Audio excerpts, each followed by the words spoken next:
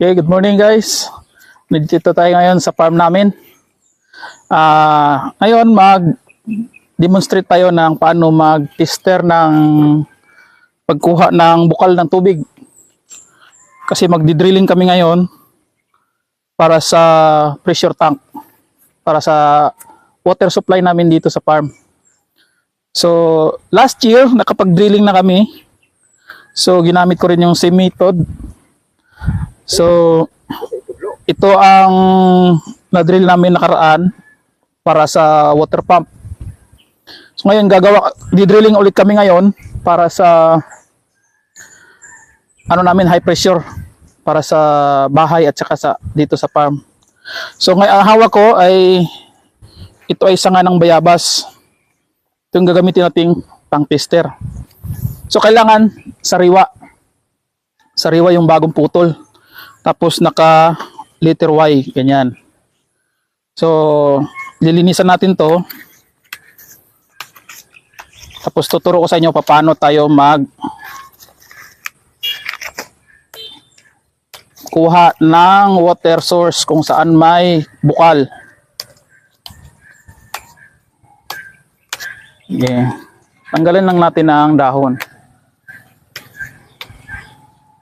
So sa ibang bansa, gamit nila ay apple tree.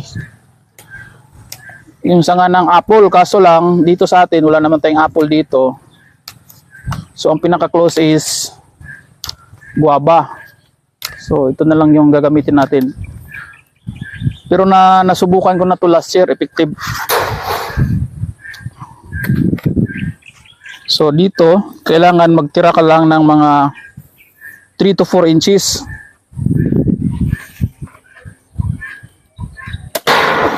Ganyan. Tapos pantayan lang natin dito. Okay.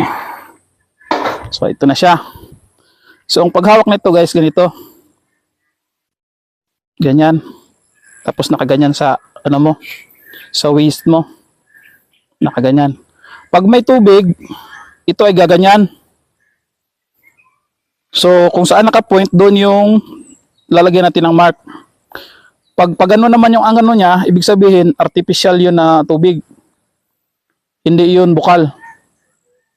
So subukan natin. Grip lang natin ng mahigpit, ganyan. Grip ng mahigpit, tapos lalakad tayo. Lakad tayo ng straight. Ganyan. Pag makadetect tayo, pag ganito meron na. Nagbe-bend na siya. Pag malakas yung medyo mahina lang to. Wala masyado. So, ikot tayo dito. Hindi masyado malakas yung signal.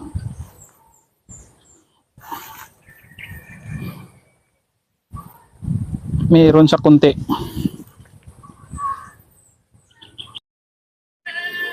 Ito.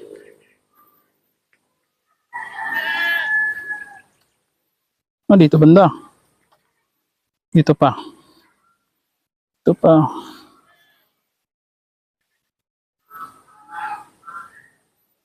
Okay. Dito meron.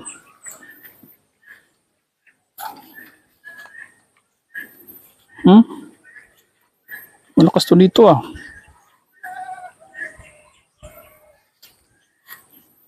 Kunin natin ang gitna. Malakas dito. Ito. Yan.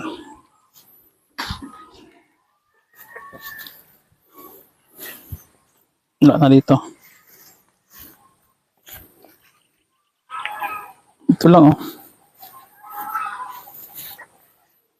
Dito na lang tayo mag-drill.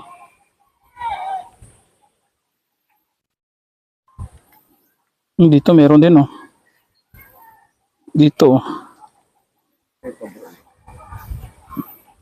Sa sentro tayo kukuha. Kung saan yung pinakagitna.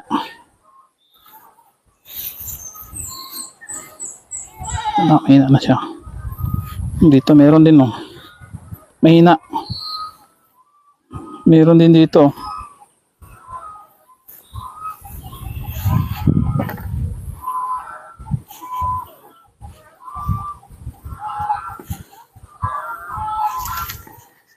Dito meron din, oh.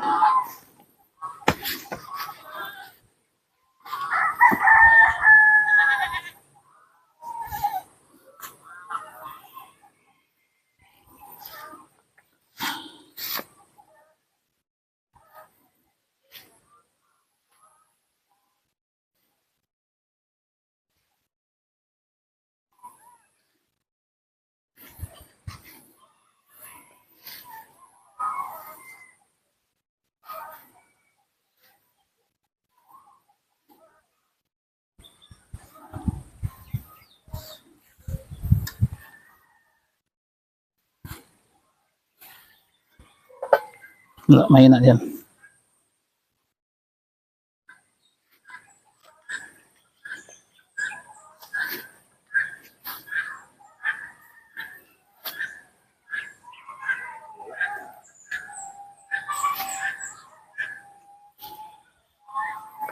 Wala lagi.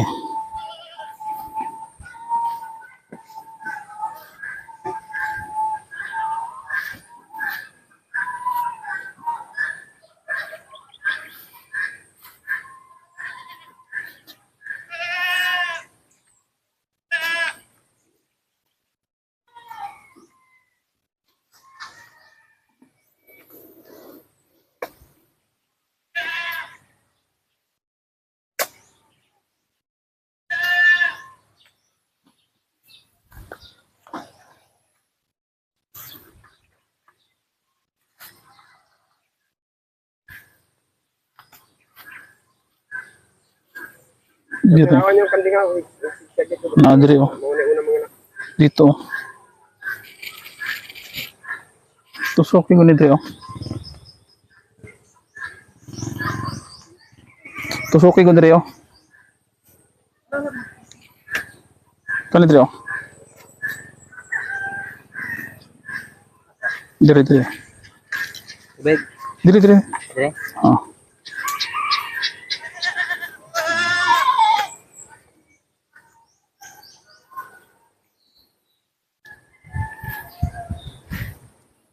Tanan to, sakit ang kusog. Kusog man po niya Dre, oh.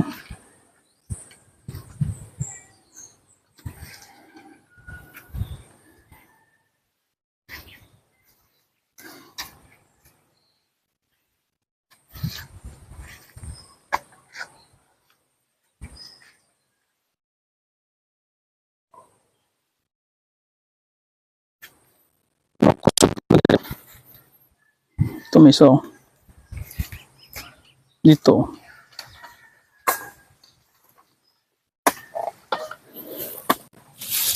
Dito. Kunin natin na mamaya ang sentro.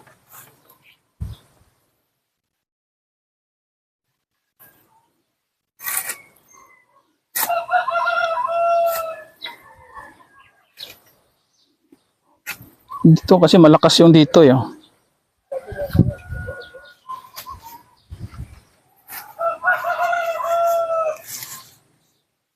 Dito na lang tayo siguro.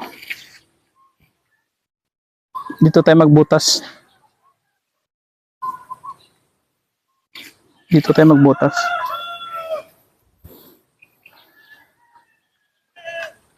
Sa dalawa. Kung konti lang to. Ito malaki sakop niya dito, eh. Malaki yung reduce niya, eh.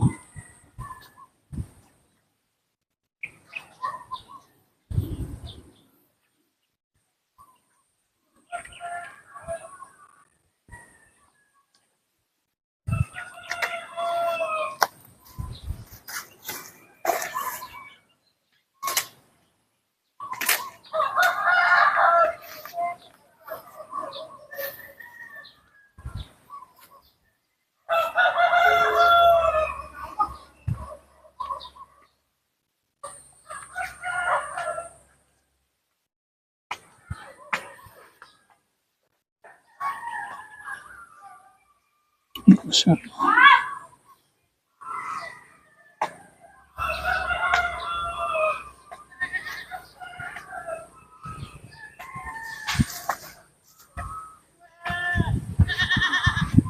Mayroon.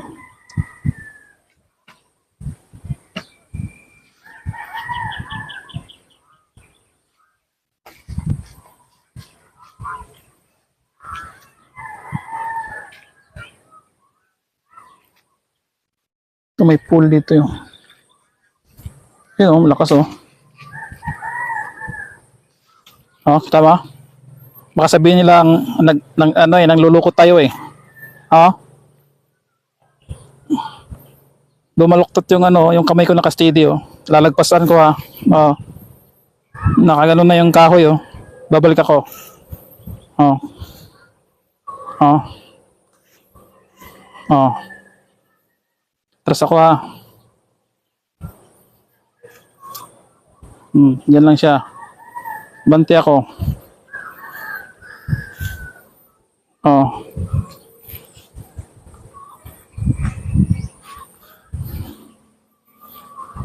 Dito. Yan. Mag-drill tayo. Sa gitna tayo kukuha. Ito na lang. Kasi dito meron. Diyan. Kasi yun, gitna rin yun eh. Nang kinunan namin dati. Sa gitna tayo din dito. Tayo mag-drill. Okay. Mag-drill tayo. Okay.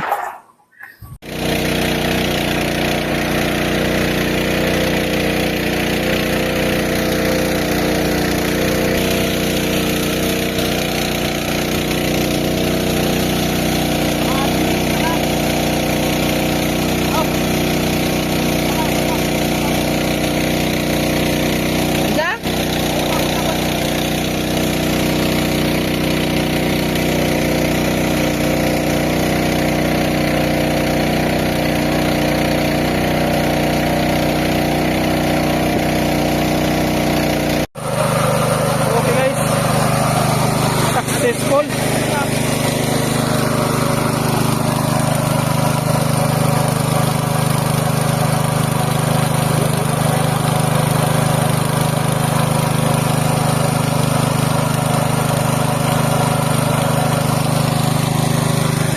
Ito pala yung yung drilling ng water pump.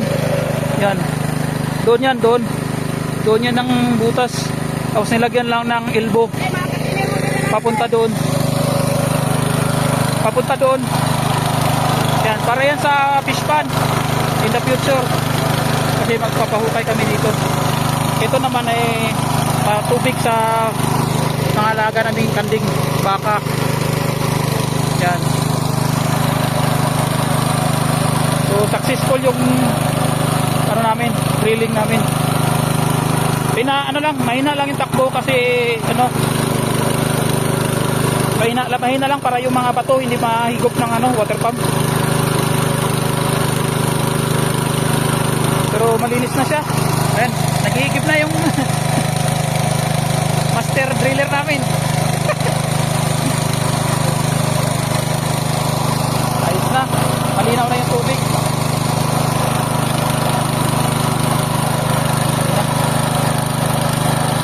Higip na si ate. Higip na sa tidadang.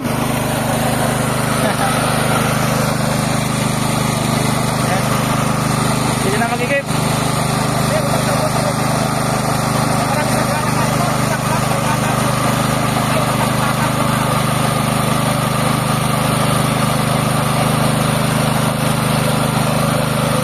Ayos na.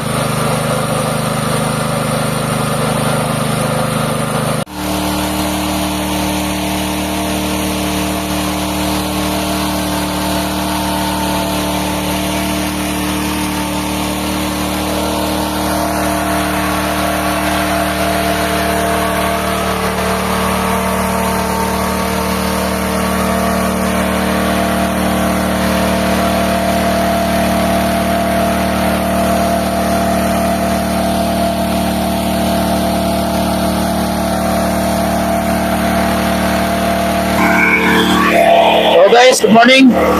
So ito na yung na-drill natin. Pinapaano muna natin sa water pump para Nabitan na ng pressure tank natin ay malinis na. So para hindi sayang yung tubig na nakukuha, nilalagay natin doon sa crayfish pond. So ito na yung na-drilling natin nung nakaraang araw.